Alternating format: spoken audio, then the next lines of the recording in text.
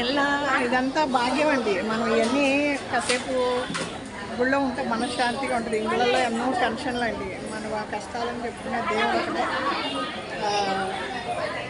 ఏదండి నేను ఇక్కడ గుడిన్నా వెళ్ళిపోతూ ఉంటాను. గుళ్ళు అంటే బాగా తిరుగుతాను. నాకు ఏదో భాగ్యం అండి. రాత్రి అనుకోకుండా వచ్చాను, విషయం తెలిసింది. నేను పొద్దుటే వంట ఇది చేసుకుని ఇంట్లో పనులు చేసుకుని పరుగులు తీసుకొచ్చేసాను. చూసారా ఇంకా రష్గా ఉంది. ప్రసాదాలండి, ప్రసాదాలు.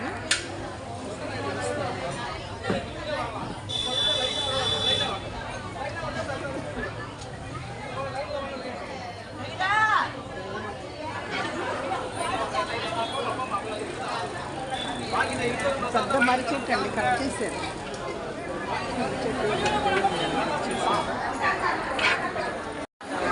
చాలా పెద్ద మర్రి చెట్టు అండి ఇది. బాగా సగం కట్ చేశారు. గుడి ముందేమో వినాయకుడి గుడి కట్టారు, వెనకాల చక్రవర్తి వారు లక్ష్మీదేవికి గుడి కట్టారండి. ప్రసాదాలు ఇంకా కలశం అది ఇస్తారంట మధ్యాహ్నం భోజనాలంట. ఇది అమ్మవారి గుడి.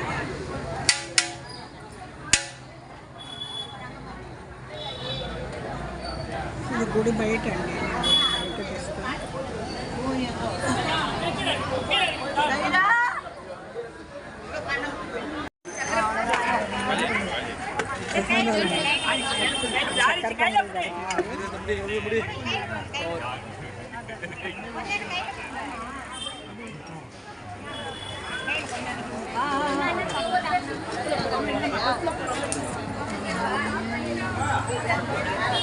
ఇలాంటి చోటకి రావడానికి భాగ్యం ఉండాలండి. మనం అనుకోకుండా దేవుడు పిలిచాడు. లోపల అమ్మవారు పుట్టగుడి అమ్మని నాగతమ్మ అంటారు. మర్రి చెట్టు కొంచెం కట్ చేసి గుడి వచ్చారండి. ప్రసాదాలు వెళ్ళడానికి అవసరం లేదండి. కాసేపు ఉండి ఇంత కష్టపడి వచ్చాను, ఇవన్నీ చూసుకుని కాసేపు ఆగి వెళ్దాం అనేసి కూర్చుని పోయా. ఎవరొకళ్ళు ఏదో కూర్చేస్తారు, కూర్చున్నా. తెలిసిన వాళ్ళు మాట్లాడతారు. బాగా తెలిసిన వాళ్ళు అండి, వాళ్ళు కనపడ్డారు. స్వామి సాయిబాబా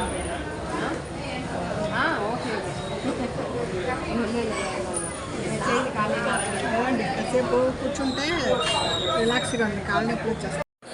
హైస్లో వచ్చిన నేను వచ్చేసి కుంభాభిషేకం గుళ్ళో ఉన్నా. కుంభాభిషేకం మీకు తెలుస్తుంది, గుడి రష్గా ఉంది. అయిపోయింది, కుంభాభిషేకం అయిపోయింది. ఏదో కలశం అన్నీ ఇచ్చేసారు. ఇంకా ఏదో భోజనం అంట, దేవుడి భోజనం తిందామని కూర్చున్నాను. నాకు తెలిసిన వాళ్ళు సీట్ పడతారంటారు, అంతవరకు కాళ్ళ నొప్పి అని కుర్చీ పట్టుకు కూర్చున్నాను. గుడి